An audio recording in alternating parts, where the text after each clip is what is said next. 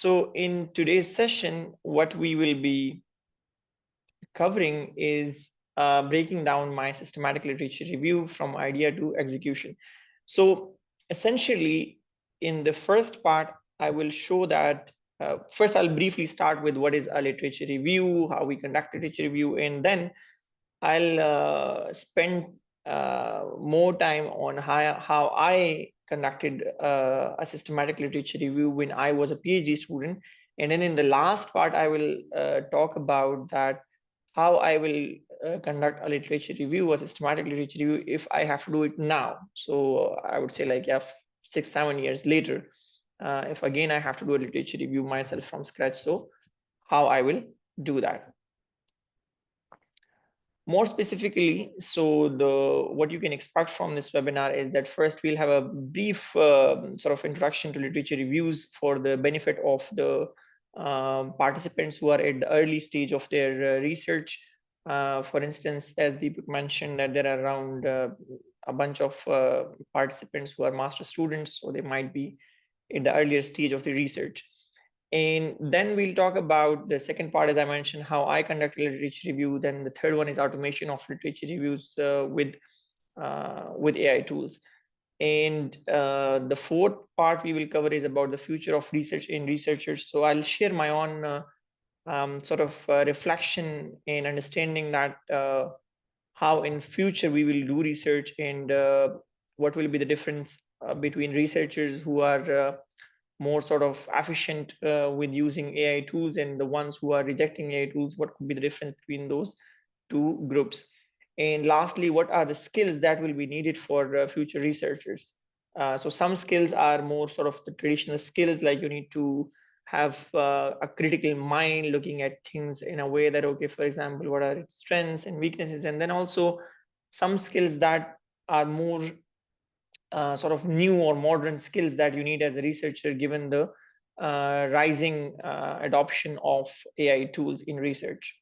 So this is what we will cover in today's session. And during the session, if something doesn't make sense to you, doesn't connect with you, you can note down those points, and that we will cover then at the end of the session in the QA part. So very briefly about my own background related to literature reviews. So as a PhD student, I conducted several literature reviews. In fact, at the start of my PhD, I conducted 2 literature reviews, which is sort of not so common among PhD students. So both of them, they got published in pretty decent venues. Like the top 2 that you see, one in Journal of Network and Computer Applications, the other one in Journal of Systems and Software. Both are K1 and high impact journals. And then also later on during my postdoc and then as an academic also, I conducted literature reviews in collaboration with more junior researchers. So the point here is that I believe that to some extent I have an idea of how to conduct literature reviews. Now, I believe one of the question was also about this part, that how much time typically it takes or it should take for a researcher to conduct a literature review. Now, for my case, the first literature review I did, it took around 4 months. And based on my experience working with other researchers, it can take as much as 4 to 6 months in order to do a literature review that is of the publishable quality, meaning that you can publish it in a very high impact journal. Now, this is the typical time when we do literature reviews almost 100% manually. If I have to do everything myself, in that case, this is the time frame that it should take. Again, this is something general. It may differ from field to field, but in the area where I worked in, this was the typical time frame. Now, for all of us to contextualize this discussion, we can start with this question, that what is a literature review? Now, most of you would know what is a literature review, but for the others, very briefly, what we do in a literature review is that we take the existing literature on a particular topic, and then we study that literature in order to identify patterns, trends, concepts, and directions for future research. So if you look at the when we start a literature review, you need to identify that why am I doing this literature review? What is the purpose of doing literature review? So the purpose might be different. For example, as a PhD student, when I did my first literature review, the purpose was to understand the field. Because I just started my PhD and the topic I was given, so I had to first develop an understanding in that topic. The second objective for me was to have a publishable paper, right? So as a researcher, obviously you want to publish papers. That's another motivation. And the third motivation was that as a PhD student, when you write thesis, you also need to have a chapter about literature review. So if you do literature review, it can also become part of your thesis. Obviously, at the end, when you want to write your thesis, you might need to modify it to some extent. You might need to update it with the more latest papers. But that was the third objective for me. And similarly, there are literature reviews also done in industry as well, where they try to identify certain kind of trends and patterns in a particular field. Like, for example, uh, someone might do a literature review for the reason that, okay, if in this particular research area, what are the evaluation metrics that are used? Like, for example, how do people measure the output of the quality of an output? So when you do literature reviews, the first thing you need to define or clarify to yourself is that why are you doing a literature review? What is the purpose of it for you? It might be one purpose or it might be multiple purposes, as was the case in my own PhD.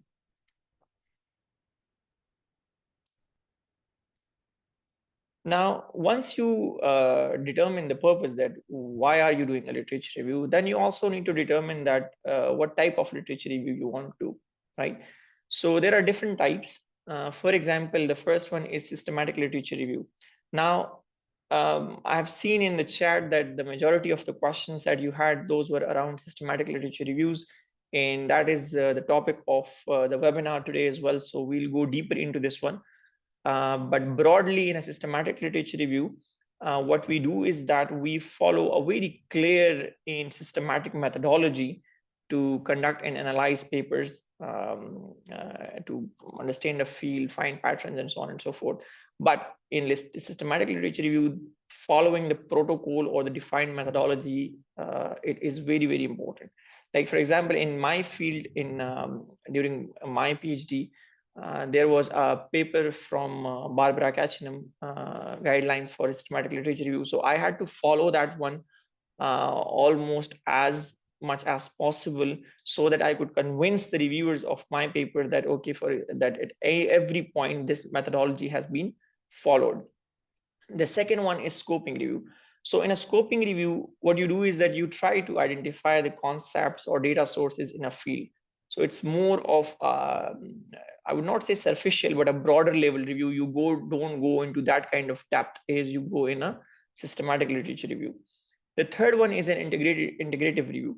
Now, this one is more of a what we can also call a critical review. So in this one, you collect a bunch of papers. Let's suppose you collect 50 papers in a particular field, and then you look at the strengths and weaknesses of each paper. That, okay, for example, what is good in this paper, what is the weakness in this particular paper, and based on those weaknesses, then you identify areas for future research. The fourth one is called narrative review. Now, in this one, we more look at the trends and patterns in a particular field. That, okay, for example, in how a field has uh, like, for example, if we look at the patterns, so for example, the use of data sets in a particular field, it might have changed over time. And that is what we look at, that, okay, how many researchers are using a particular kind of data set for testing and for the evaluation of their solutions. The next one, number 5, is historical review. Now, in historical review, as the name suggests as well, we look at a field in kind of with respect to time, that how this field has evolved over time. Like, if we look at, for example, the field of AI, artificial intelligence. So if we look at it and we take the, let's suppose the 500 papers from the last 30 years, and then we see that how the trend has changed. For example, maybe in 90s, people were using accuracy as an evaluation metric. Then in 2000, people might be using F1 score. Then in 2010, people might be using, let's suppose, ROC curves. So we look at a field and see that how it has changed, how research has changed in that particular field. And number 6 is meta synthesis. So this one is more for people who are doing qualitative studies. And when I say qualitative studies, that means that people who collect data, let's suppose from interviews or from questionnaires or from focus groups, workshops, and so on and so forth, or even observations. So that kind of data, papers written based on that data, is analyzed in metasynthesis. Now, where we will focus in today's session, so we'll focus on the first one, that is called systematic literature review. As far as because I believe that there was a question as well that about the publication aspect, that amongst these 6, let's suppose, which one has the highest potential to be published. Now, there is no such kind of guarantee that if you do, let's suppose, a systematic literature review, it might be published, and if you do, let's suppose, a narrative review, it might not be published. It largely depends upon the quality of your review. It doesn't matter which one you do, but you need to do it in the right way, and that would eventually lead to the publication of your paper.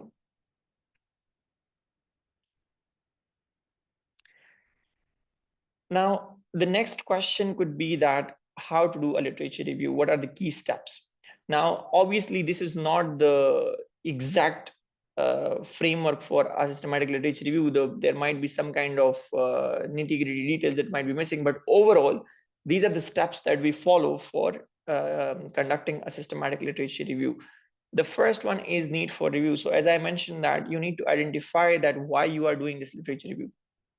And this is one of the question that doesn't matter what kind of paper I am reviewing, it is a primary study or it is a literature review, I really want to understand that why there is a need for this study, right? So it's like we are not sort of reinventing the wheel. We are not doing something that is redundant.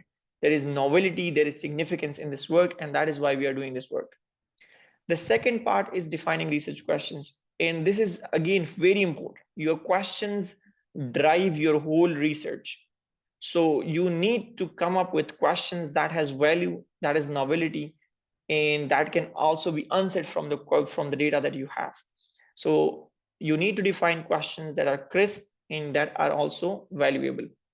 The third one is conducting a pilot study. Now, what is a pilot study? You do a literature review at a very small scale. And for example, let's suppose I'm doing a literature review on the impact of climate change on global economy. So what I'll do is that I'll manually look for some good papers, let's suppose 8 to 10 papers. Okay, and then I see that, okay, for example, the questions that I have defined, can I answer those questions from these 8 to 10 papers or not? So this is more of doing a literature review, but a very small scale, so that you can check that are you going in the right direction or are you not going in the right direction.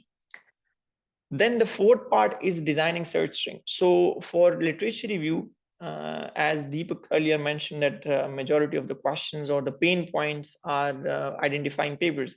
Now for identifying papers, you need to design a search string. This search string, you need to hit a search on databases, like for example, Google Scholar or IEEE Explore, ACM, PubMed, and so on. Designing this search string in itself is a very tricky thing, because you don't want to design a search string that can return, like for example, if I design my searches like, okay, artificial intelligence, it might return 100,000 papers. I can't go through every paper and determine that, okay, which one is good. So I need to design the search string in a way that can return the papers that are relevant, but at the same time that can return papers that are in a certain number. Let's suppose 500 papers, or let's suppose 1,000 papers, but not like 100,000 papers. The fifth part is defining inclusion and exclusion criteria. So once your search string returns you a set of papers, then what you need to do is that you need to apply some inclusion and exclusion criteria to reduce it further, and to only select papers that are directly relevant to your study and that can directly answer your research questions. The sixth one is selecting relevant studies. So you apply your inclusion and exclusion criteria on the set of papers that are returned by your search string. Okay, and seventh is extracting data from those papers. So let's suppose you have you ended up with having 100 papers. Now your job is to extract data from those papers, and based on those data, you answer the research questions. Number 8 is you analyze the data and then you report the data, your findings in the form of a papers. Now we'll briefly go through each of these steps, and I'll show you that how I applied these steps to conduct a literature review. So this is one of the paper I picked, and we'll sort of go deeper into this paper and see that how this study was conducted. So it is a literature review on architectural tactics for big data systems, and as I mentioned, that it is published in Journal of Systems and Software, which is one of the most decent journals in the area of software engineering. Now, the first thing what we did was about the research questions. Now, I remember that in the questions, somebody put a question that how to select a topic for your literature review. Now, that comes before you define research questions. Now, for students, let's suppose for master students, for PhD students, the topic is often decided or selected in collaboration with your supervisors or advisors. So sometimes, for example, you might be doing PhD where it is a project-based PhD, so the topic is already defined. At other times, what was the case with me as well, that you start PhD where there is no sort of a topic defined, but what you do is that in collaboration with your supervisor, for example, you might put in front of your supervisor that, okay, for example, I'm interested in these topics, and then with sort of through discussions, you narrow it down to a particular topic, and you go and you start looking to the feasibility of that topic, that whether there is a potential in this topic in terms of that it can lead to a good research or not. Once you determine the topic, after that you would come down and defining more concrete questions. Like, for example, the questions that I defined for the literature reviews were that what are the most important quality attributes for BDCA systems, and what are the architectural tactics for addressing quality concerns. Now, you might be from different domains, so the questions might not make sense to you. That's okay. The point here is that you need to define the questions, and this is I'm restating and I'm emphasizing that it is very important that you have good questions. You do not have good questions, or the questions are such that they have already been answered in other papers, that would become a very big problem. So you need to come up with good questions that can be answered from the existing literature. We can certainly go more deeper into this topic of how to define your research questions, but for now, what I'm the point you need to note down is that defining your research questions in the right way, it's super important. Now, earlier I talked about search string in identifying papers. Now, how I identified papers for my literature review. So just to mention that this study was conducted in 2019, I believe. And at that time, obviously, we did not have these many AI tools which could help us. So it was more of a manual process. And in that manual process, what I did was that this is the search string that I executed on these databases. So in my domain, where I come from the computing background, so IEEE Explore, Scopus, Science Direct, ACM, these are the popular digital databases where most of the studies are sort of indexed. And then as far as the research string is, the search string is concerned, so you see that there is, like, this R and so on and so forth. So this it's more of a trial and error method. You need to try different things and see that whether you are getting a good number of papers or not, and also the relevant number of papers or not. So this is in itself a whole science of how to design the search string in a way that it is returning the right set of papers. Now, I'll give you one tip how you can determine that your search string is right or wrong. If you remember, I talked about pilot study. So in pilot study, you manually identify 8 to 10 papers that are relevant for answering your questions. If your search string is returning all those papers that are already in your pilot study, that could be an indication that your search string is a right one. And if you are in other domains, like for example, from medical background, so then PubMed, or from the social sciences, then these might be the relevant digital databases. So that one you would know already, or you can certainly check with your supervisors to share with you that what are the right databases where you should look for papers. Now, once you define the search string, you also select the digital databases from where you're going to select the papers. Then you need to define a criteria that, okay, what papers I will include and what papers I will exclude. So your search string is going to return a huge number of papers. You can't include all of those papers in your literature review. Okay. For example, if you and your search string returns 1,000 papers, it is almost impossible that you go through all those 1,000 papers in that much depth. So you need to bring it down. Now, how to bring it down? For that, you need to define some inclusion and exclusion criteria. Like, for example, I have said that a study that is leveraging big data and its corresponding tools and technologies for cybersecurity. So this is one thing. If a paper is not having this thing, I will directly exclude the paper. Similarly, in exclusion criteria, I've mentioned that a study written in a language other than English, I will not include that. So these things, obviously, they go into the paper then, so that the reviewer is convinced that you have selected papers in the right manner. Now, this is the selection process or the paper identification process. So when I executed that search string, so I got a total of 4,634 papers. Now, as I mentioned, I can't include all of these papers in my literature review. So what I did was that then I did a title-based selection. So reading the titles, I could see that, okay, for example, it is relevant or it is not relevant. After that, so when we did the title-based selection, it brought it down to 748, a huge amount of reduction. The next one is duplication removal. So since I was retrieving papers from multiple databases like IEEE, Explore, Scopus, and so on and so forth, so obviously there were redundancies. So I removed those redundancies. So that brought it down to 516. After that, I did abstract-based selection. So I read the abstract of these 516 papers. That brought it down further to 168 papers. After that, I read the full text, meaning the entire paper of this 168 papers. That brought it down to 69 papers. And then I did snowballing. And what is meant by snowballing is that I went through the references of these 69 papers and checked that if there is some paper that is not retrieved by this initial search. So the snowballing process, it also returned 5 papers that those are relevant, but those are missed by these databases. So all in all, I ended up with 74 papers that I included in this literature review.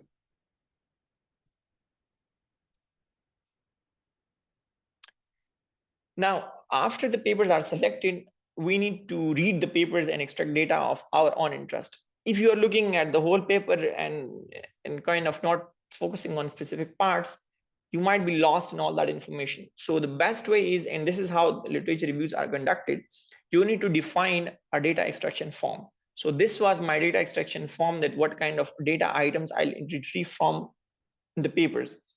So like authors, year, title, and so on. And then the most important ones were here: the technique that they have proposed, the quality attributes that they have focused, the rationale for addressing these quality attributes, and the architectural tactics that they have proposed. And these were answering my questions, 2 questions. So these data items were addressing my 2 questions. The other data, which is more easier to extract, so that is, I reported that data as a demographic data. After the data is extracted, so at that time I extracted the data, put it in an Excel sheet, and then I defined this process that how I'm going to analyze this data. So I applied a method called thematic analysis here, through which I answered the first question, and then also I applied thematic analysis here, through which I answered the research question. There might be other methods as well that you can apply. For example, you might apply grounded theory, or you might apply some other coding method. But this is what I did when I did a literature review at that time. And obviously, when you analyze the data, so then the findings directly go into your result section of your paper. And then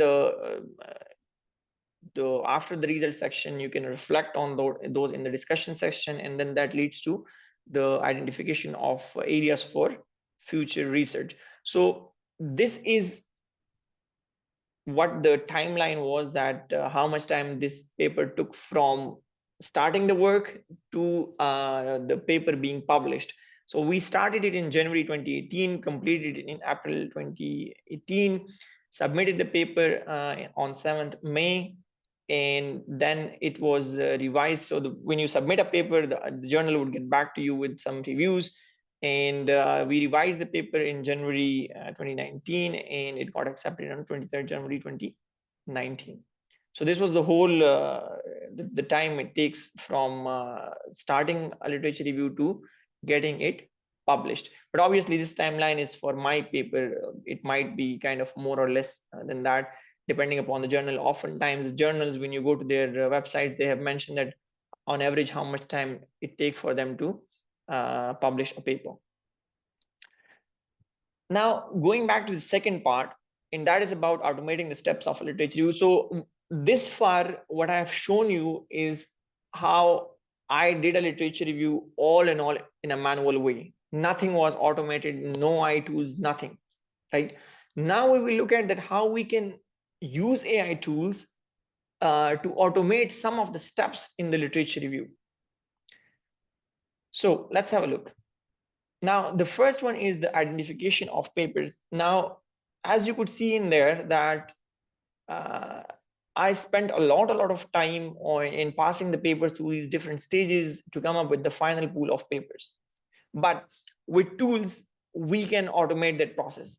And nowadays, there are many tools. For instance, SciSpace, it is a brilliant job in order to do that process of paper identification for you. So let's have a look at this demo and see that how SciSpace can help us to identify papers for our literature review. So here you go to SciSpace, and then you enter the topic of your literature review. Like, for example, I've entered the topic of my literature review back when I did it. And let's see what it does.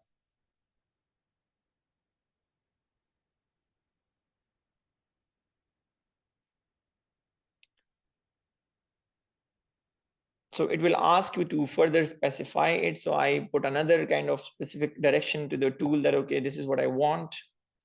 And now you will see that the process of paper identification has started. So here, this is very interesting. If you see, it is also guiding you on the way and making it more transparent that how papers are being selected. Okay, so here you see finding relevant papers for each query with applied filters.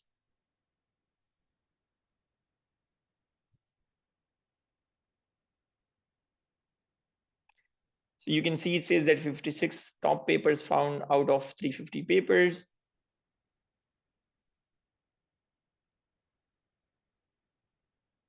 These are the papers that it has identified.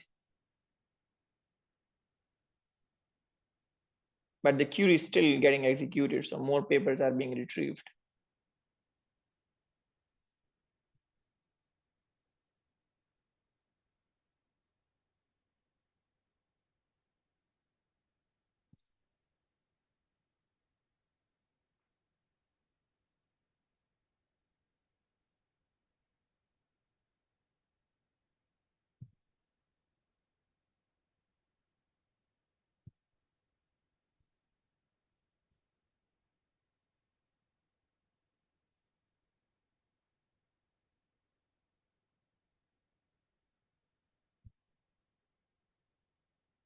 Sorry.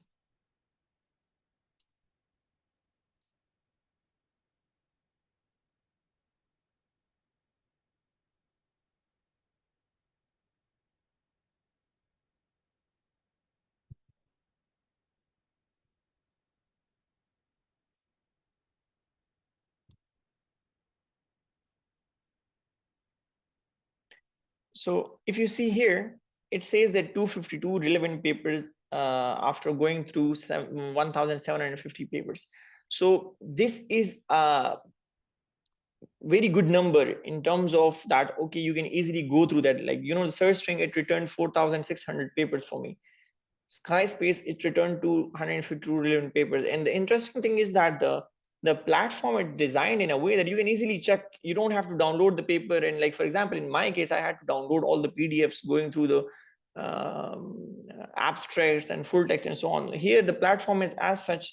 Click on it and it will show you the abstract. You click on it and it will show you perhaps the publication menu and so on and so forth. So this way it kind of makes your life very easier for identifying papers. And also you can verify it in the sense that if you have done a pilot study and then you see that whether those papers in your pilot study, are they returned by SciSpace or not. So if they are being returned, it means that the search done by SciSpace is quite accurate. Now we go to the second part of data extraction, and this one is certainly very interesting, and in the sense that for me, I had to read every single paper and then retrieve data for my data extraction form that I showed you earlier. This one, it is all automated in an amazing way. So what you do is that, let's suppose you have 70 papers, 74 papers. You can upload those papers to SciSpace, or you can also, for example, find it within a SciSpace and put it into your library. And then you can easily extract data from those papers in an automated way. So let's see how it works.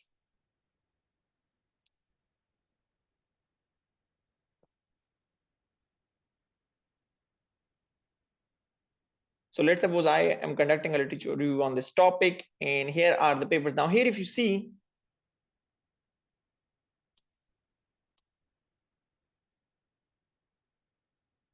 this one.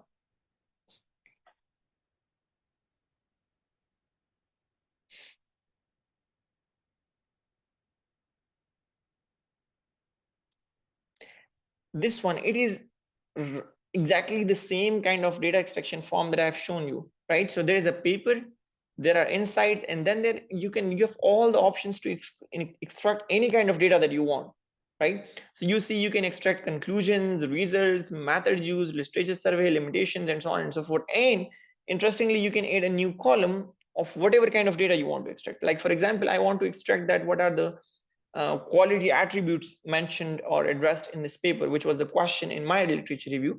So I can add that one, and then SciSpace will extract data against that data item in the sheet for me.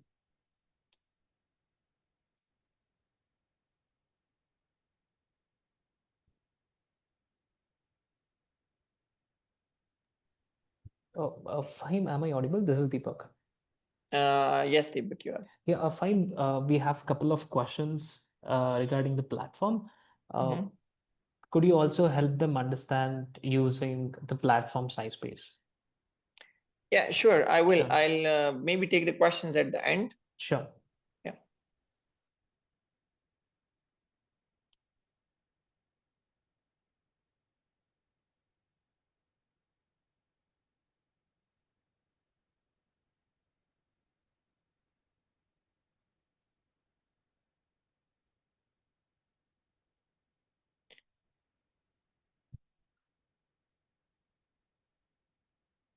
So the second point about data extraction, as I showed you that through platform like SciSpace, you can very easily extract data from the papers. You don't have to go through all the manual process that, for instance, I went when years ago when I was doing a literature review.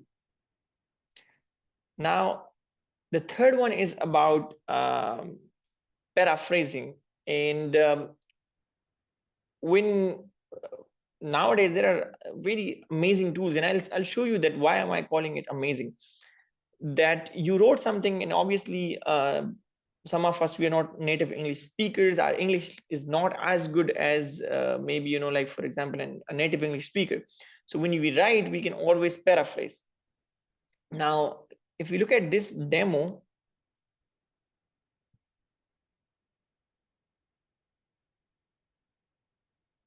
so this is something that you can obviously do, that you can add SciSpace as a Chrome extension. It will bring you tons of features that you can use during your research. Now here, if you see, if you want to paraphrase something that you have written, and obviously if its quality is not that good, or you feel that its quality is not good, so you can paraphrase it, and paraphrase it in so many different ways. For example, you want to make it more academic, more fluent, more formal, more creative, and so on and so forth.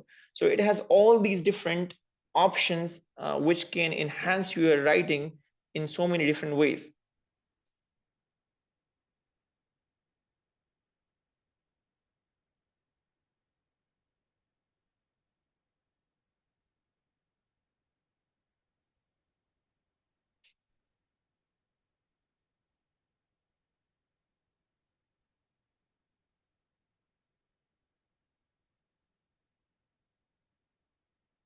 Yeah, here this is also a very interesting feature, and this is relevant to the data extraction as well. That, for example, if you don't want to read the whole paper, but rather extract something directly from the paper, you can simply ask a question, and this tool SciSpace, it will extract that relevant information for you from the paper.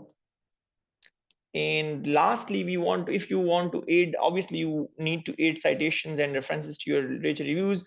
For that one also, SciSpace does an excellent job in terms of you put the title of the paper and it will generate the citation for you in whichever style you want. Like for example, if you want APA, so let's see how it works. So for instance, I put my own paper, the one that I showed you, and I want to generate a citation for it. So I'll search for the paper and it's there at the top. I've selected the paper and it has generated a citation for me that this is how I need to put it in the references. And where is it? And you can also see that this is how I need to put it in the in-text citation. Like within my text, within the text, I'll cite it this way, and in the references list, I'll put it this way.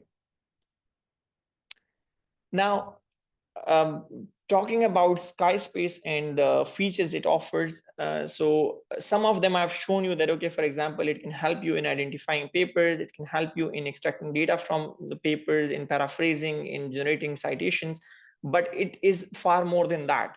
So these are the different kind of features offered by SciSpace that can help you in your literature reviews. For instance, you can generate summaries of the research papers, it can create an outline for your paper, you can write faster with the suggestions given by SciSpace. It can also automatically cite papers for you. You can search and add counter arguments. You can easily edit your paper within the SciSpace platform. You can paraphrase, as I've shown you, and interestingly, you can proofread as well. Many a times you would the first set of reviews you would receive, it almost all the time has this thing that, okay, there are some kind of typo errors and formatting errors. So SciSpace, it can proofread your paper and it can make it free from those kind of typo errors. You can format your paper, and also you can export your paper with perfect formatting. And if you there are also some kind of these discounts. If you want to use the platform, you can use these codes, and that will give you from 25% to 45% discount on your purchase.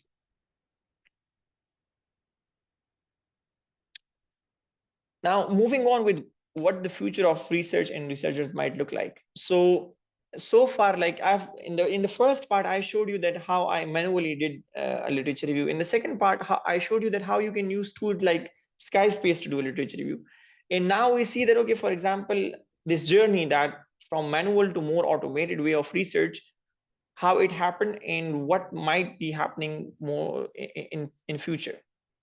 So the one thing is that I believe that, of course, I might be wrong. It is just my own understanding that research, people would do research more faster and more better, which means that the quality of output of the quality of research, it would be better, but we would be able to do research more quicker. Which means, like for example, if it took me 4 months to conduct a literature review, with AI tools, I can do it in 1 month.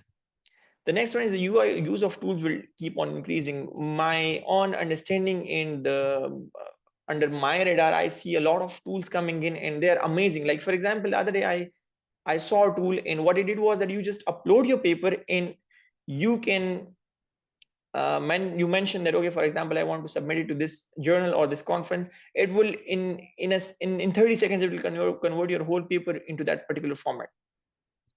Things which might take like hours to do all the formatting and bits and pieces, it's just in seconds.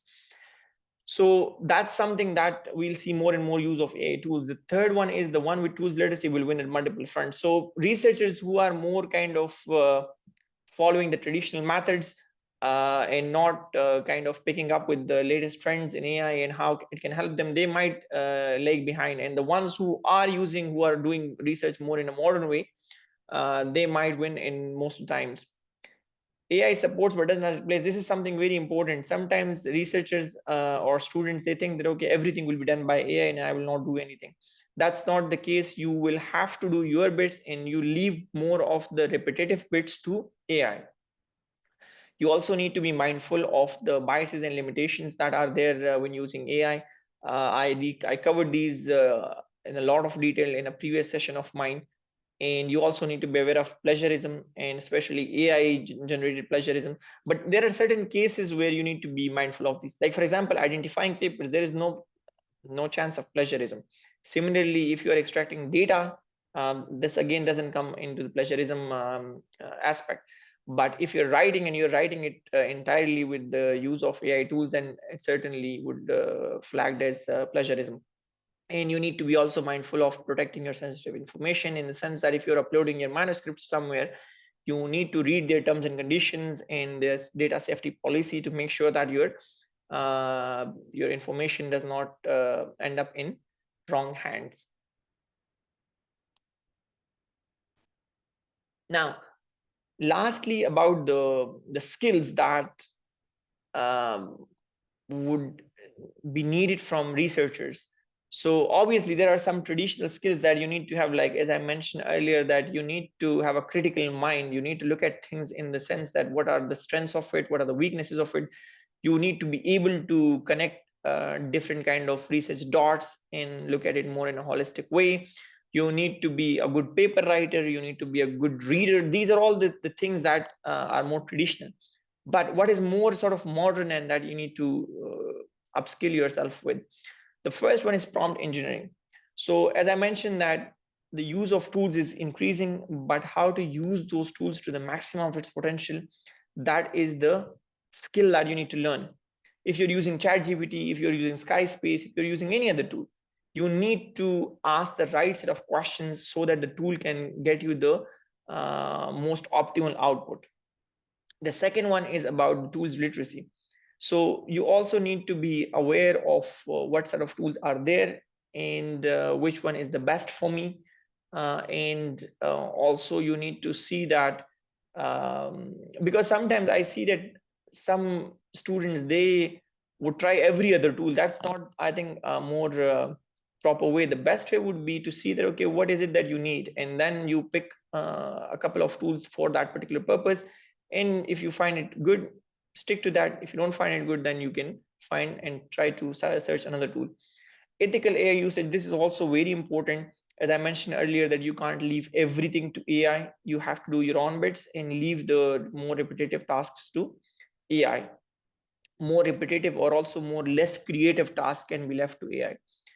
Workflow automation. So in your research, you can identify things that are more repetitive in nature. For example, if you keep on taking notes manually, that could be something that you don't need to do that anymore. There are many tools that can take excellent notes for you during a meeting. Similarly, there are like for management or for references management, there are tools. So try to automate what you can automate. It will save you time and energy. And lastly, about the critical evaluation of AI output. So that's also important, that when an AI gives you an output, you should be able to determine, is it good or is it not good? Okay, and if it's not good, then you also need to, it comes down back to the prompt engineering, that you need to know that how to get the best kind of output from an AI tool for your own research. So that was it for the session, and now we can get back to the questions and also the point that Deepak mentioned. So Deepak, over to you. Yeah, Fahim, I